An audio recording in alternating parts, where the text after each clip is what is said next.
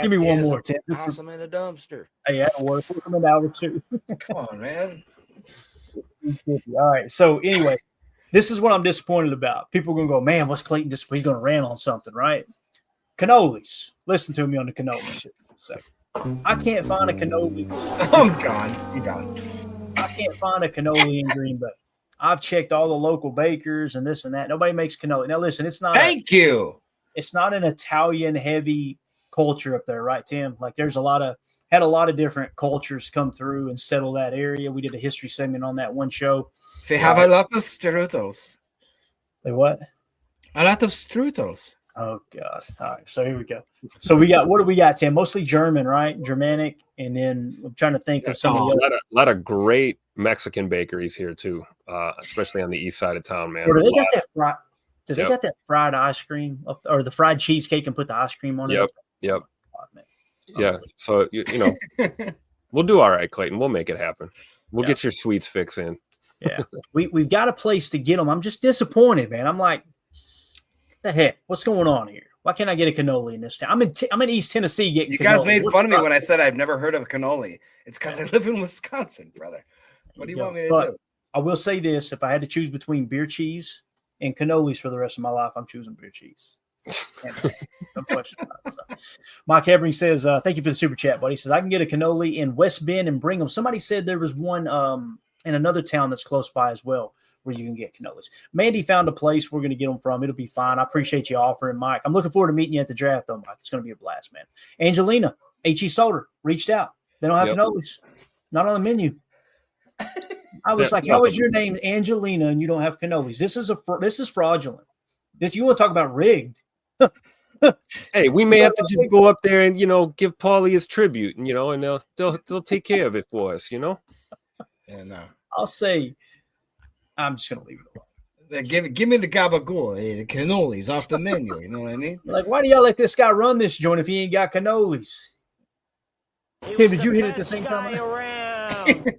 We hit it at the same time. I love it. All right, anyway, let's get off this topic here. We wasted enough time. I'm sure we lost. Actually, we picked up viewers. I don't know why. There must not be anything on the tube tonight on Easter. So heard it from a fan right here. But again, those are just guys in that article that we just covered. That's a handful of guys I like at each pick, right? Like these are kind of at the top of my list. Like, man, that would be awesome if they fell in the right spot. Now, if somebody higher than them falls, I'd be on board with that too. So let's do this. Let's move along now I want to hit this real quick since we were kind of talking about Green Bay. I've had this in the back pocket for a while, and I think it might have been Greg. I can't remember who it was. Somebody texted me and said, "Hey, Clayton, could you do a show or do a segment on things to do in Green Bay while people are there for the draft?" So I just put a little list together. All right. Exploring Green Bay Football History Lovers Guide for the NFL Draft Visitors. Okay. And Tim, I know you're going to probably have a few more additions when we get through this, and I want to hear your take as well. So it just said the article was put together by, AI in terms of the wording here. You guys know I didn't write this. Hey, Packers faithful and football history buffs, with the NFL draft rolling into Green Bay in 2025. This little city in Wisconsin is about to become the center of the football universe. If you're tuning into our show or Patreon, you know we're all about the green and gold. But one of our listeners hit me with a great idea. Let's talk about what to do in Green Bay when you're here for the draft. Whether you bleed green and yellow, should be gold, by the way, there, Grok, or you're just a fan of the game's roots, this town's got plenty to offer, especially if you're into football history. So here's your guide to the must-see spots with a heavy dose of Packers lore, including the graveside of the man himself, Curly Lambeau. Let's dive in. So obviously Lambeau Field at the heart of it all. You can't come to Green Bay and skip Lambeau Field. It's like going to Rome and ignoring the Coliseum.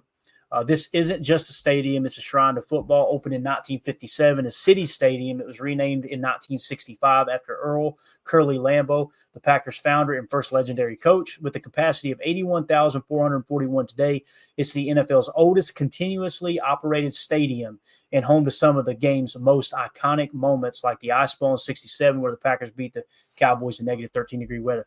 Listen, Tim, am I wrong? Just being around Lambeau is it's awesome. When we're there's so many cool things you can do in town, but I'm like, I just want to sit in the freaking parking lot the entire week that we're here, man. That's how I feel about Lambeau. What do you think, man? You're muted, You bro. muted, Timmy. I've done that once or 250 times or so in the last couple of years myself. I do it every night, man. Yeah, like Too Old for This is saying, favorite thing to do in Green Bay is just be here. And whether that's over by Lambeau or, you get on the east side of the river and, see the historic part of, where this beautiful franchise was founded. Just being up here, man. The people, the weather, the food. I mean, can't go wrong, man. Yeah, Yeah. definitely. Does it ever get old, Tim? Like when you, because No. you're right there, right? And when I lived in East Nashville, right across the bridge, I crossed the Titan Stadium every single day that I went to work. It never once awestruck me. It never once like made me be like, oh, here I am. You know what I mean? It never once got that feeling for me. The 3 or 4 or 5, 6 times that I've been in that to Green Bay, it's like when I see that horizon, you know what I mean? Because it's nothing. There's nothing there. It's just homes. Like, you see, and then all of a sudden you see the Mecca of football, and you're like, oh, holy you know what I mean? Do you get that feeling every time? Like, is it still there? Yes, I still do. And even being a Milwaukee kid and making the trips up from Milwaukee and, seeing Lambeau over the years and things, and now being, a local for the last couple of years, it doesn't get old. If anything, you just get a little more familiar than I was when I was an out-of-towner, a little more familiar with the area, can kind of navigate and know where I'm going now, as opposed to just, making the trip up, tailgating, seeing a game and getting back on 41 or 43 and heading back to Milwaukee. So, it never gets old, man. I still get chills. Still just love being around there, just hanging around the facility. And, it doesn't get old, man. Never. Yeah, Mrs. Green says literally every time Lambeau's within eyesight or whatever road we're on, Tim waves hello.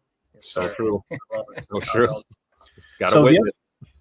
Unfortunately, you can't do this next suggestion during draft week because they shut down the tours. I called 6 months ago and they're like, we don't know. I called 5 months ago. We don't know. We called 4 months ago. I don't know. 3 months ago, they went, we're not doing tours.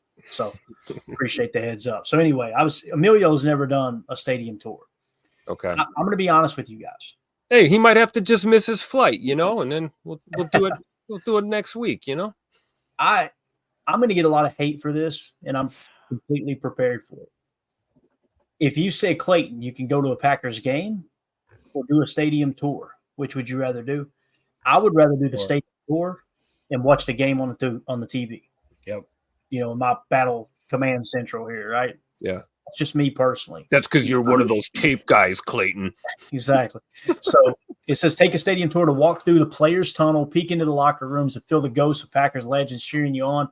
Pair it with a visit to the Packers Hall of Fame in the Lambeau Field atrium. You'll see Super Bowl trophies, championship artifacts, and mind-blowing collection from the team's 13 world titles. I repeat, 13 world titles. Pro tip: book early. Draft week is going to be nuts with 240,000 to 250,000 visitors expected. So I think the Packer Hall of Fame is open. Yeah, I was going to say the second part is open. I believe you can still do Hall of Fame tours.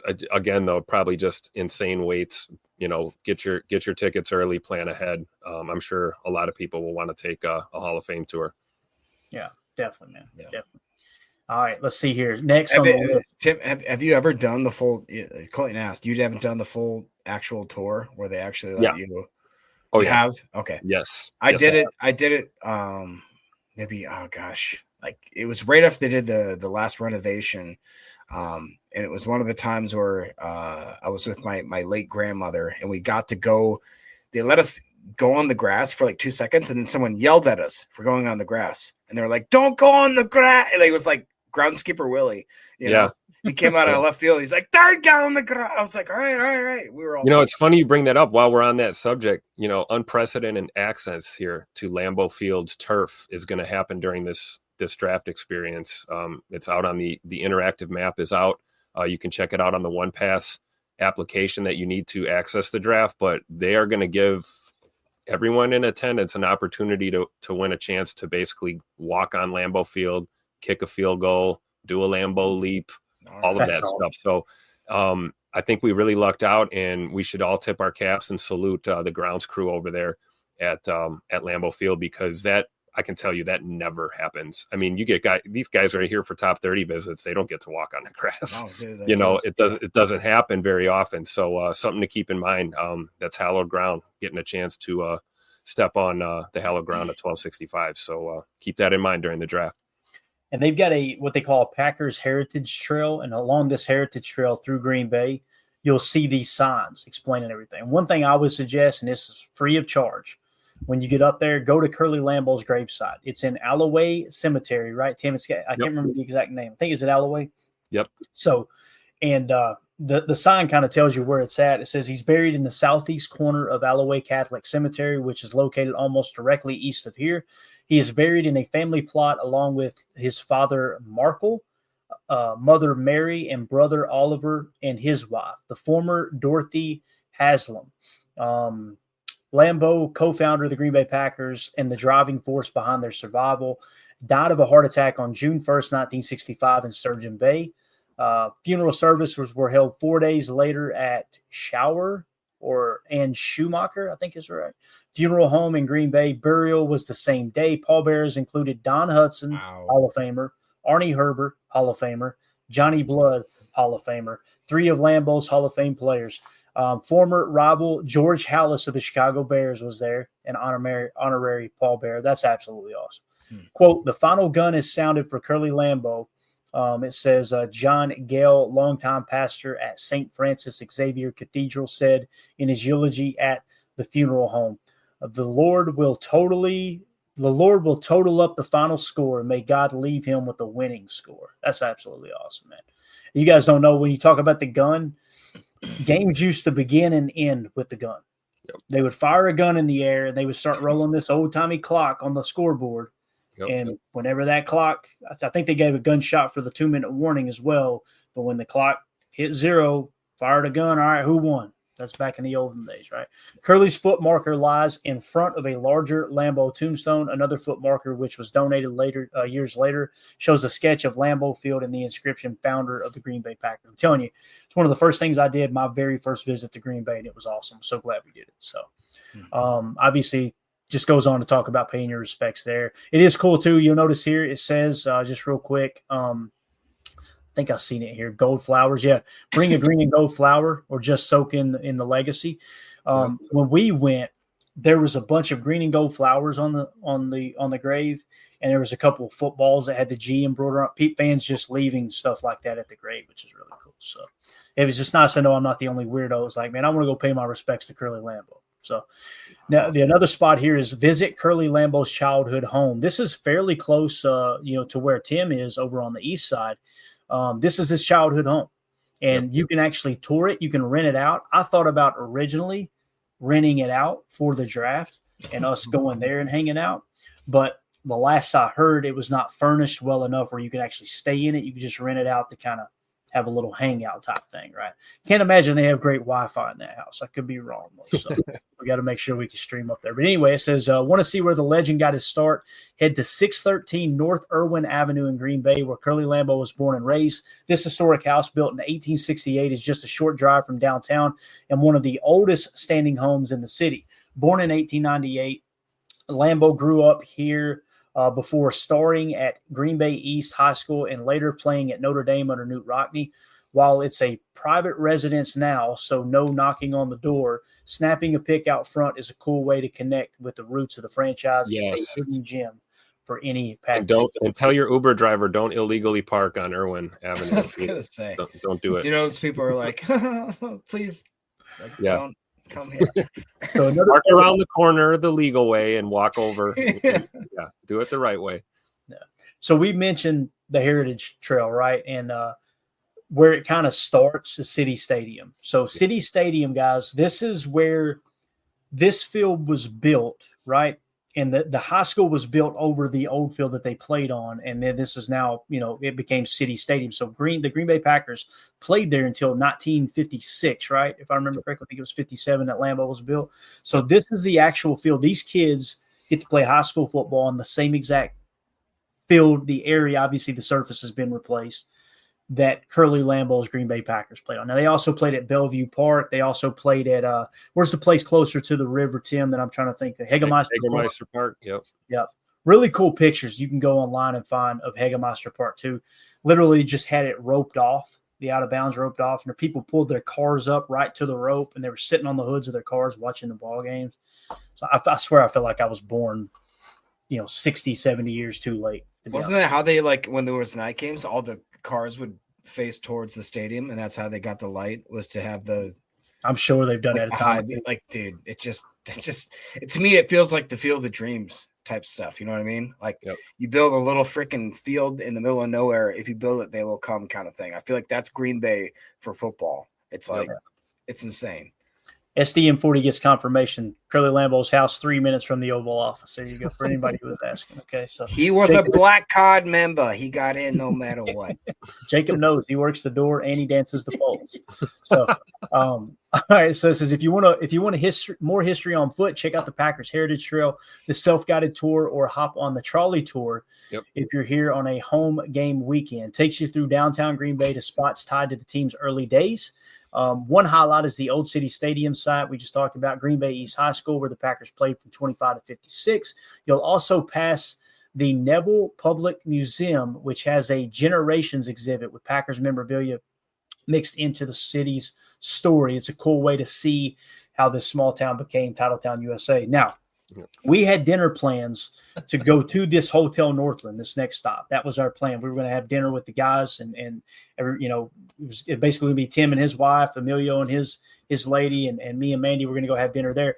They have since done away with the evening dining there, but they do have kind of a sports bar set up type thing around the bar, kind of like a good lunch spot. So we're end up going somewhere else. But Hotel Northland is a must stop here when you're in Green Bay for sure. Absolutely. Step back in time at the Hotel Northland, 304 North Adams Street, a downtown gym dripping with Packers history. Opened in 1924, this elegant spot was a crash pad for players from both home and away teams back in the day, turning it into a football hub during the season.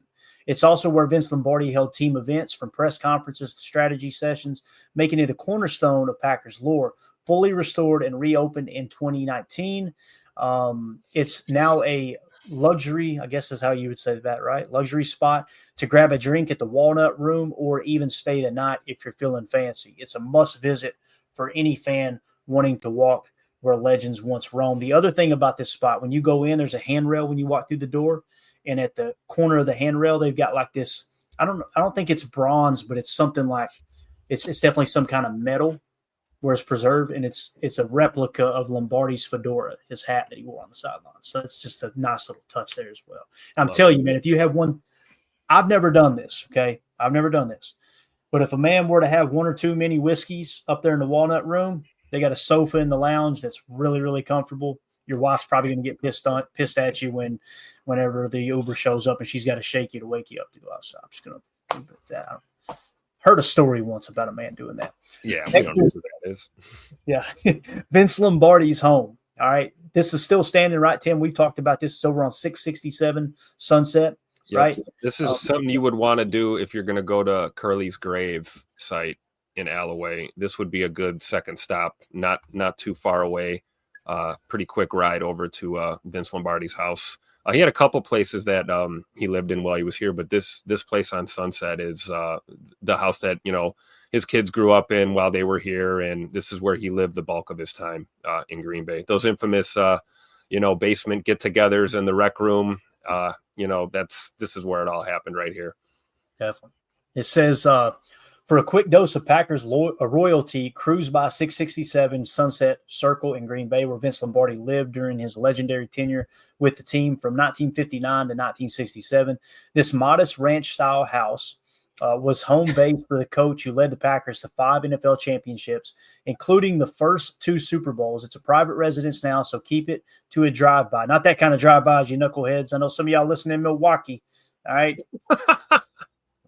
Not that kind of drive. Easy killer. Easy killer. Yeah. No trespassing, all right? But seeing where Lombardi plotted those iconic victories is a thrill for any football fan. It's just a few miles from Lambeau Field, making it an easy detour. So like Tim said, basically what you got, guys, is you've got the Fox River running, north to south, right, out of the bay.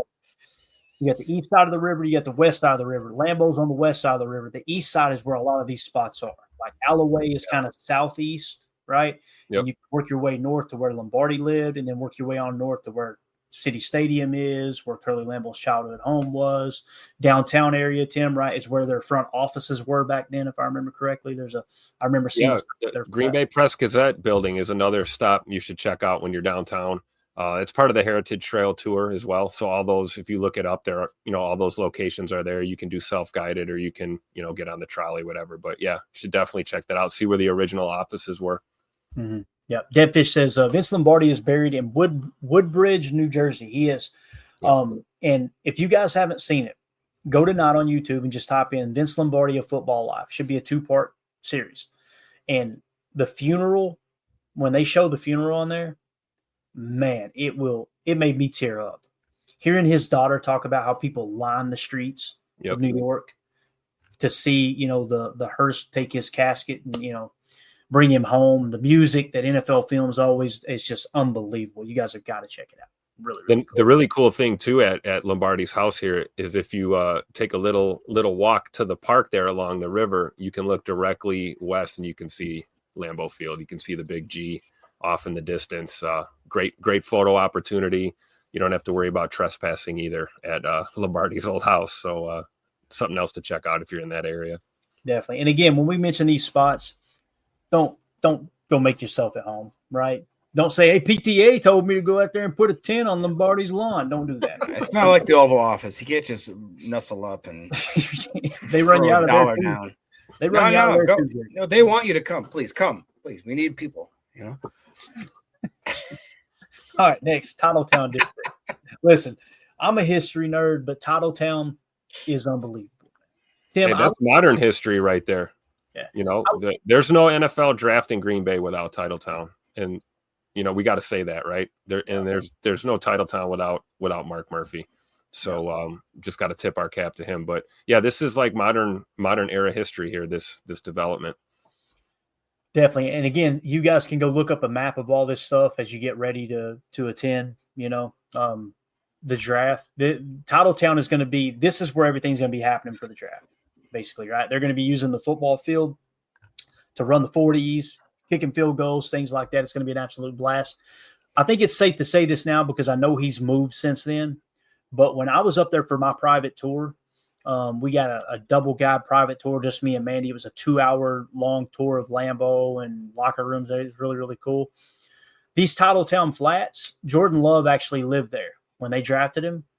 He, with his rookie contract, right, first round contract, that's the thing that got me was our tour guide told me, he said, you didn't hear this from me, and I'm not mentioning his name, but Jordan Love actually lives in the Titletown Flats, and this was 3 years ago, right? He said, one thing I'll say about that kid, he said, he stays here a good chunk of the year, and he's always in the facility. He wanted to live at Titletown Flats so he could be close to the facility. So that was when I was like, I think this Jordan Love kid is going to be the real deal. Like, he just seems like he loves football, Seems like he's a real team guy. So anyway, looking at this map, just to give you a brief kind of overview, this is the Lodge Kohler, okay? Is a Lodge Kohler or Kohler Lodge, Tim? I always ask you. Lodge Kohler.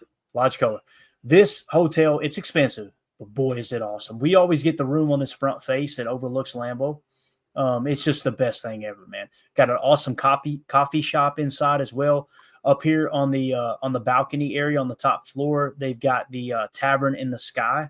I tried to get us reservations, Tim. They said no can do. Probably going to be for all the TV production crews. As last time I was there, when I met with you, Jacob, for Monday Night Football, I believe it was Monday Night Football we went to, right? That last game we went to. Yeah, that's what I was just actually going to bring up. Is that that was one of the funnest times ever. Was it Monday night? I don't think. Yeah, I think it was actually. Yeah, it was Monday Night Football because me and Mandy had dinner in the it's escaping me now.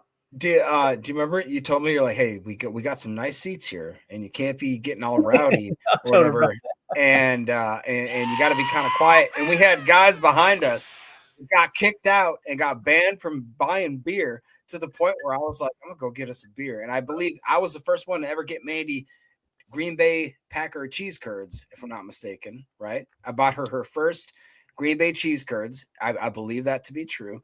And then I went up to grab us another beer, and the guy behind us that just got kicked out, kind of, he's like, "Hey, buddy, they won't let you go up there no more." He said, "They ain't gonna sell you. They ain't gonna sell you nothing." Jacob went, walked on up. He came back with two tall boys. That guy was like, "What the hell?"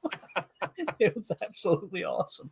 But yeah, like he said, I told him, we sat down. I said, "Listen, man, my name's on these tickets.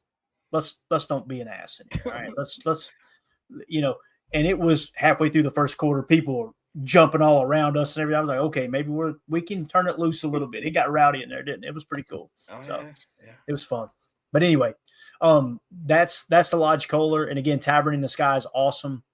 Make sure you check that out. We were up there with the Monday Night Football production crew having dinner. It was cool. They were at the table next to us. They all had their lanyards and everything. It was really neat. So anyway, right here, Hinterland. In the wintertime, if you're going to go out here to the ice skating rink and hang out, you go in there. They got a fireplace in there, a couple fireplaces, I believe.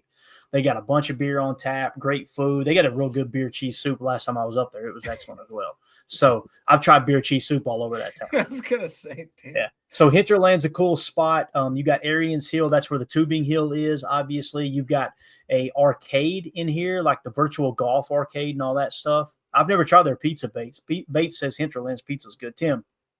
I have not had pizza at Hinterland. I will put that on my list, though.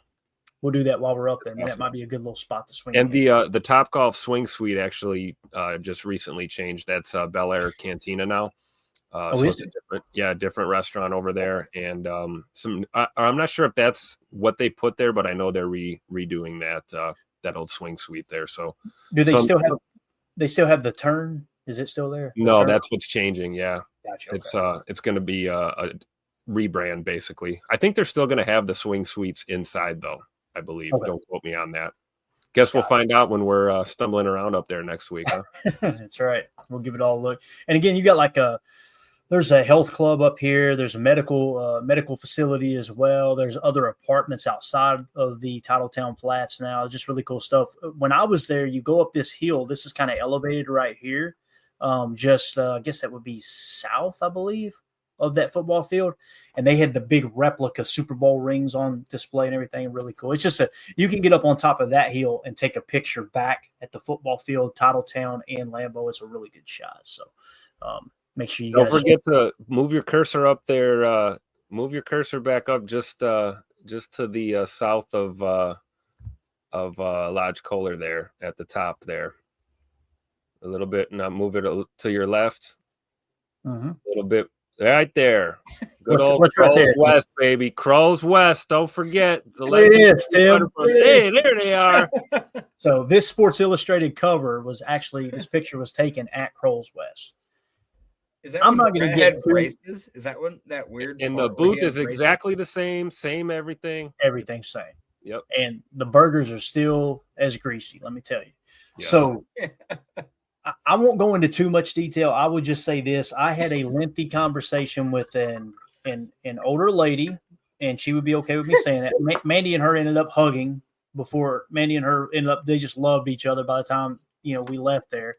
She was the owner. I'm almost positive is what I understood. And I'll just say I really, really appreciate the people that they are and what they stand for. And I'll just leave it at that. So, again, this Sports Illustrated cover for everybody on the pod, they can't see this. It's Mike Holmgren and Brett Favre in a booth at Crow's West. And it says the missing link, says Holmgren's holding up a bright. Pretty cool. It says Green Bay was going nowhere until they arrived in 92. That's obviously at Crow's West. No trip to Green Bay is complete without some classic Wisconsin eats. And Crow's West, 1990 South Ridge Road is a spot to grab a butter burger right across from Lambeau Field. Since 1935, this family-owned joint has been a Packers fan favorite, serving up juicy burgers slathered with a generous pat of butter because in Wisconsin, that's how we roll. Pair it with fries and a cold beer and soak in the draft day vibe that's been part of the Lambeau experience for decades. It's just a short walk from the stadium. Literally, it's a 2-lane road that separates Crow's West from Lambeau's parking lot.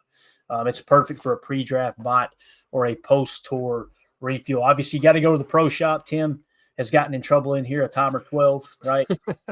Make sure you check out the pro shop and get all your Packers gear. So There she is. That's that view I was talking about, by the way. Is that not gorgeous? And this has changed a little bit off to the left. No, it hasn't. No, that's how it looks now, right, Tim? They got the parking lot now. Yeah, and they actually moved some of they had some landscaping and things there along the parking lot that they kind of cleaned up and moved around in anticipation for the draft. So the Titletown area is a pretty open space once you're inside the draft perimeter. So you have plenty of room to move around over there. It's going to be great. But that's a great shot though, right there. Just looking directly east at Lambeau over Titletown. That's awesome. Yeah, definitely. So wrap up. We won't hit it. You guys know we've covered it all. All right. So there you go. That's what to look for in Green Bay. It was Greg S. There you go. Greg S. was actually, let me just read it. Heck with it. Green Bay during the NFL draft is going to be electric, and these spots will give you the full Packer experience, history, legends, and all. Whether you're a lifelong fan or just here to soak up the legacy, you'll leave with stories to tell. Big thanks to Greg S. from our Patreon group for the special request to put this together. Hope it helps all you draft visitors out there. Get your own Green Bay must-do. Got your own Green Bay must-dos. Hit us up on Patreon or in the comments. We'd love to hear them. And, hey, if you're Googling things to do in Green Bay for the draft, welcome to Titletown. Go Pack Go. So, cheese curds make my stomach hurt all the time, but I do eat them, though. Pretty darn cool, man. I love that town. Love it. I will have a home there very, very soon. There's no doubt in my mind. So, let's go. Let's go. So, as we get ready to wrap up here, I wanted to mock draft. I wish we had. I'd we'll do a quick first round mock draft. Real quick. All right, let's do it. Here we go. I say we do a quick 3-round mock draft. That sounds more better, right? More better. I love it. I ain't a scientist, but it sounds more better. It does sound more better. I've already got a 7-round queued up. I don't know what y'all talking about. Let's go then. You're on the clock. Let's roll. We're going quick. Let's alternate picks. Freestyle. We're let's go. Yeah, let's do it. All right, quick 2-0 for this. Quick 10-round mock draft. All right, here we go. Let's start this chumpy. No trades. Yeah, no trades. Let's just pick it out right here, okay? The Packers are on the clock. Let's see if we can trade back. Just kidding. We got Kelvin Banks in the 13th spot, Michael Williams at 15, Jahad Campbell 19, Matthew Golden 20, Malachi Starks 21, Josh Simmons 23, Jackson Dart 25. It's cool to see Jackson Dart that far up now. So if we look at 3 Tech, you got Kenneth Grant, Tyleik Williams, Darius Alexander, and TJ Sanders. That's interesting because that means that our boy Walter Nolan went, right? He's gone. So he must have went a little quicker than he has been going here in the past. So obviously Kenneth Grant will probably be our top pick here. If we go wide receiver, Matthew Golden, Jaden Higgins, Trey Harris. So Matthew Golden's the closest thing worth the 23rd pick for us, and we don't have him as high as they do in the 20 spot here. So far it would be Kenneth Grant. We look at edge. You got Michael Williams, James Pierce Jr., Donovan Ezaraku, and Nick Scorton. I guess what it comes down to, guys, Michael Williams, James Pierce Jr., or Kenneth Grant. What would your all's pick be? Kenneth Grant. Yeah. And in terms of corner, man, it's tough. That is really tough. Maxwell Harrison, Savone Rebel. Wait. Pump the brakes, guys. Pump the brakes. Are we all doing the same stuff we always do? Is this bad content? Hold on. You're such a smart ass. I'm just saying. What's your problem, dude? What is your problem? You're so toxic. Never mind. Run it in. Kenneth Grant, we're doing it. Kenneth Grant is your pick at 23 there. Defense. All right. Up next, pick 54. Best available, Trey Amos. Look at this. Ray Thomas, Mason Taylor, Benjamin Morrison, Carson Swisinger, Xavier Watts. Now, here's the part that's going to hurt. Trey Harris is there, right? And Trey Amos is there. Take the corner. This is tough, man, because we know what's going to happen at wide receiver. You know, I'm with you, Tim. Get in, but we can grab somebody at 87. We'll get somebody. I agree. I agree with Tim. Let's go Trey Amos here. Y'all remember that picture. That picture went hard in the paint. Right now. Trey Amos is the pick, A+, cornerback out of Ole Miss at pick 54. All right, again, put up them receivers now. I like what Do You Rant saying here. I was just going to say, come on, buddy. You're speaking my love language. Let's go. So we look at wide receiver. You got Jalen Noel, you got Alec Ayamaner, and you've got Torrey Horton are the top 3 picks. It's Horton or Noel. For sure. Yeah, I was trying to get a look here. Let me By see. the way, do you guys know that he does not like being called Noel? It's Noel, like Noel Williams. It's Jalen Noel. And it's funny, too, because I know probably 32 people in my life who spelled exactly the same way, and they're all Noel. Yeah. Every one of them say they pronounce it Noel. So that's Tell him, come here and have a 1,000-yard season, and we'll remember how to say your name. damn sure. That's what I'm talking about. All right, so Trey Harris is off the board, right? So we're talking Jalen Noel. Alec Ayamaner and Torrey Horton, okay? So Ayamaner is hands down our best receiver on our board right now.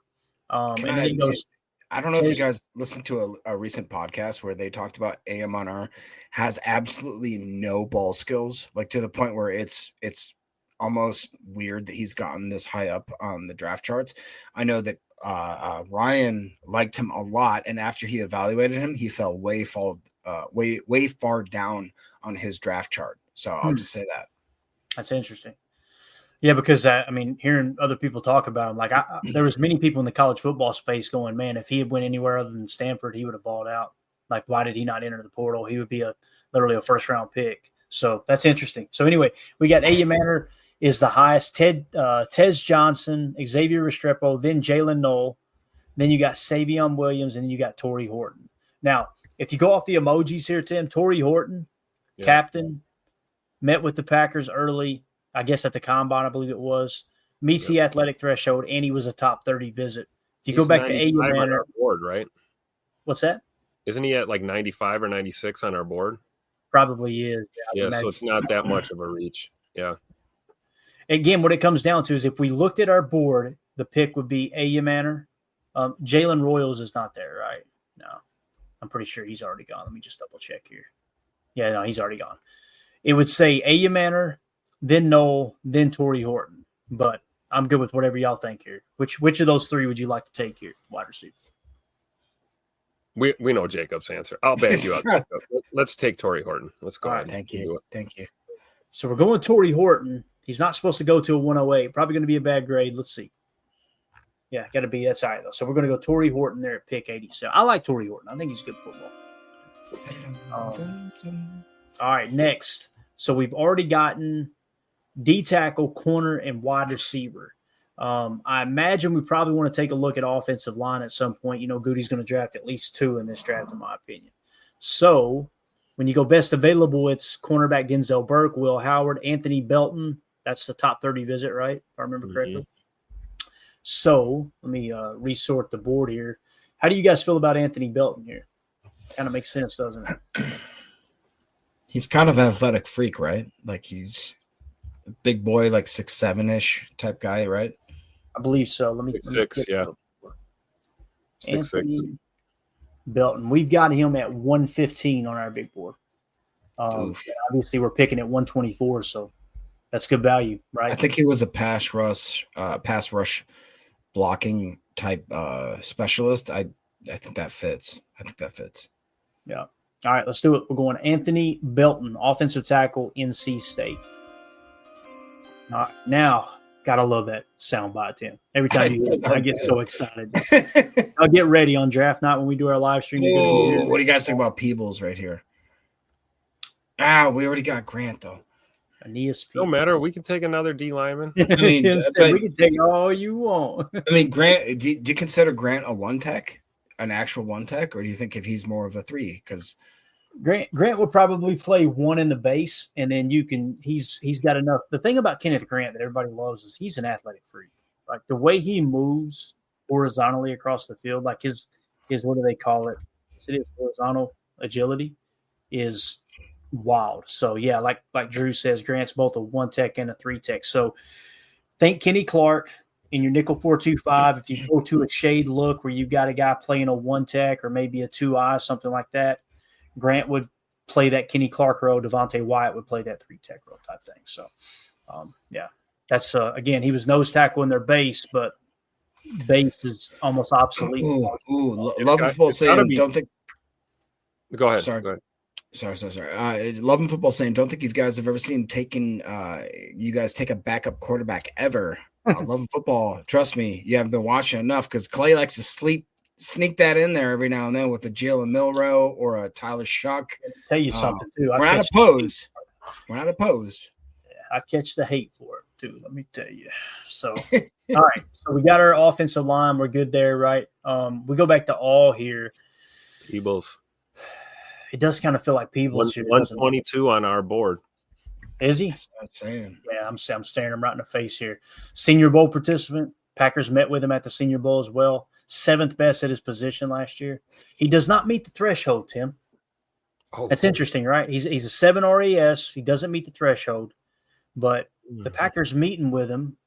What about Savion? Real quick. Sorry, I know we gotta get this out of here, but Savion Jones, edge, LSU. That's a good point. That's a good point.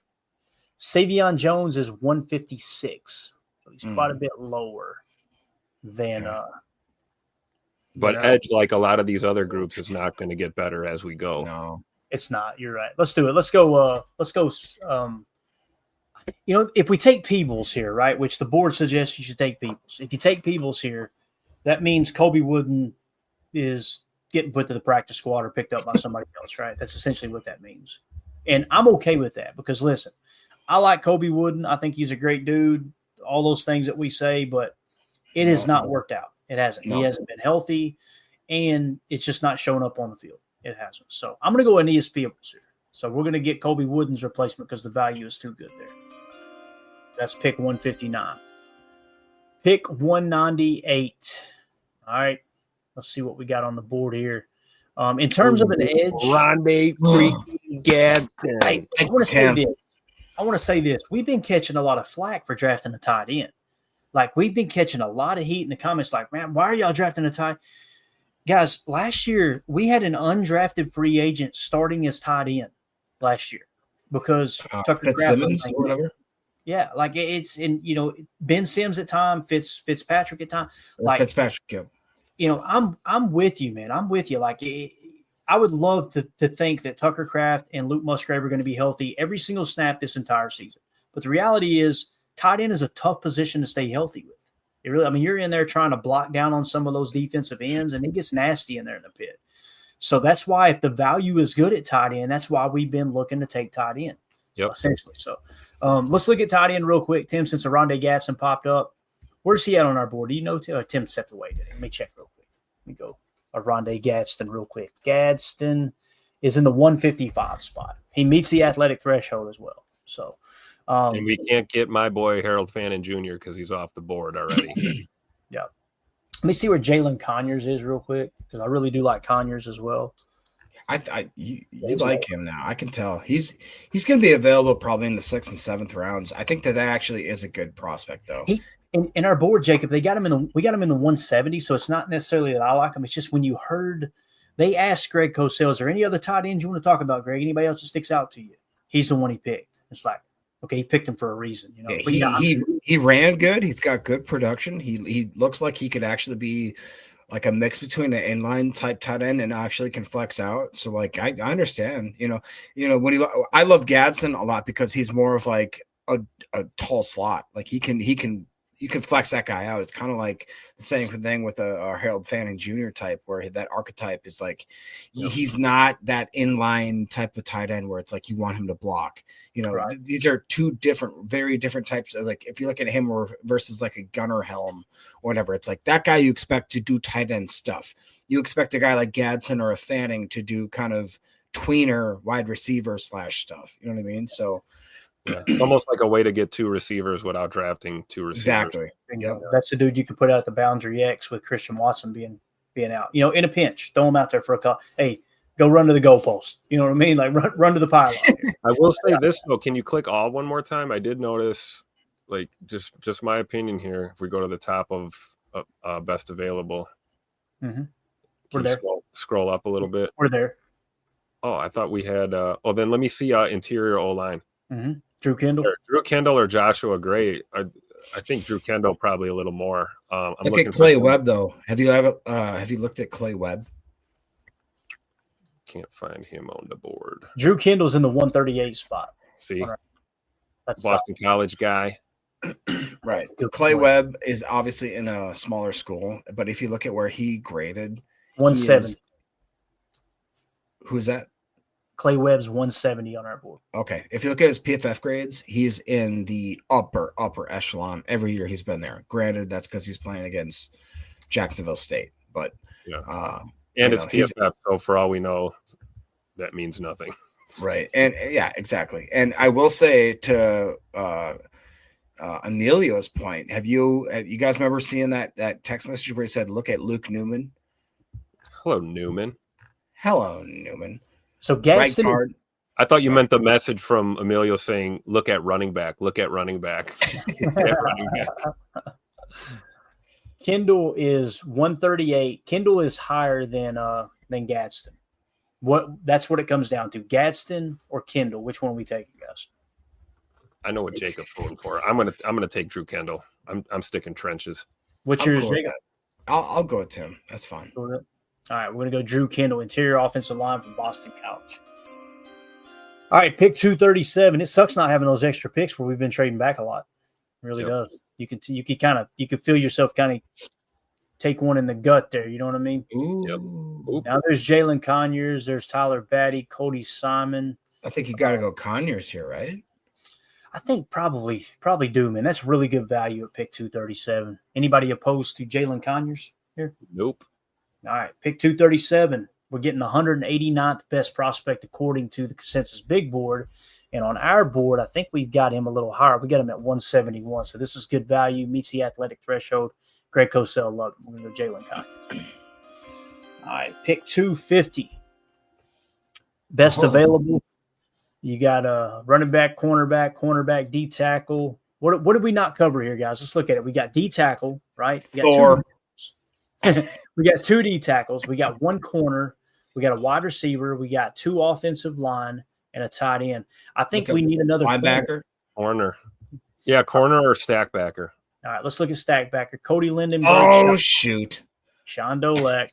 There he is, haunting me. All right, so Cody Getting a vote from me for Dolak. Sorry.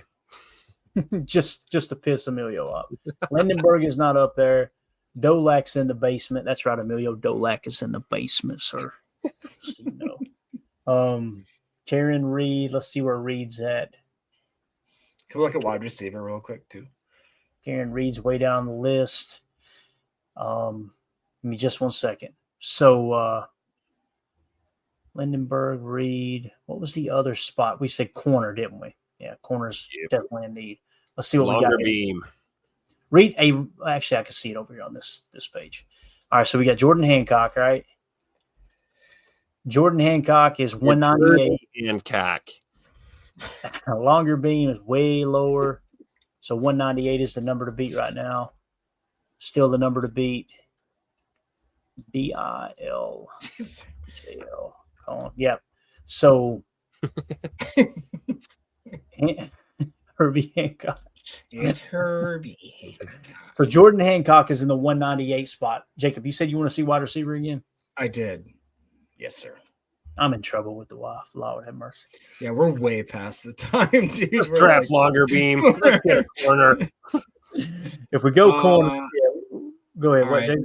No, I'm just Chimere DK is there. Efton Chisholm, Badger, is he there? I mean, Yeah, right Badger. here. Oh, Badger. I hardly knew her. Look at all those Colorado receivers falling down the board. Look, I'm pulling rank here. We're going Jordan Hancock. That's the Get pick. us out of here, dude. That's GFB. It's Herbie Hancock with the 250th pick. My apologies, sir. Oh man. All right. So we normally like to read off how the first round went. We're not going to take the time to do that here. Just a couple of names. Walter Nolan did go 16. I like to see where the guys that we like. Egbuka went 20. Derek Harmon went 17. All right. Ted McMillan did go to the Cowboys at 12. All right, got it. So yeah, it's looking like there's a good chance Walter Nolan will be gone when we pick at 23. Just recently in terms of the mock draft database. So Hey, look, and Philly took another defensive player. Shocking. imagine Weird. that, right? So there's the picks, guys. Pick 23, Kenneth Grant, defensive tackle. Pick 54, Trey Amos, cornerback. Pick 87, Torrey Horton, wide receiver. Pick 124, Anthony Belton, tackle. 159, Aeneas Peebles, defensive tackle. 198, Drew Kendall, interior offensive lineman. 237, Jalen Conyers, tight end. And 250, Herbie Hancock, cornerback out of Ohio State. Anything else, guys, before I go down here and try It's not a bad draft. That's a decent draft. That's solid. I liked it, man.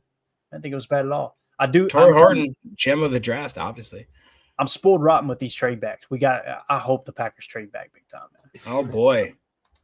Yeah. See, this is what I'm talking about. This is how I get in trouble here. United Bates with the huge super chat. Thank you, Bates. He said, this show is boring. Same host every time. I appreciate all that you guys do and the time you take out of your day to give us the best quality Packers content you can find on the interwebs. Go Pack Go. Thank you so much, Bates. We appreciate the time. Bates the great. Thank you. Yeah, definitely. I'm telling you, man, I look forward to this. We had family downstairs, and Mandy was like, you're not doing a show tonight, right? It's Easter. And I said, yeah, I think I want to do a show. So I really do enjoy hanging out with you guys, man, hanging out with the chat. And that's why, listen, I don't mean to be an ass in there sometimes. It's just I feel like we've got something special. Let's protect it. Let's not turn into every other Tom, Dick, and Harry that's got a Packer podcast and everybody just wants to get in there and be argumentative and just try to come up with the hottest take and the clickbait. Let's have a good time talking football. So anyway, yeah, I will, Chuck. I'm gonna take an extra blanket down there to the couch. I promise you. So, appreciate that. All right, everybody have a great night. Again, thank you for the super chats, Mike Hebring, William Lofton. Thank you for becoming a member here.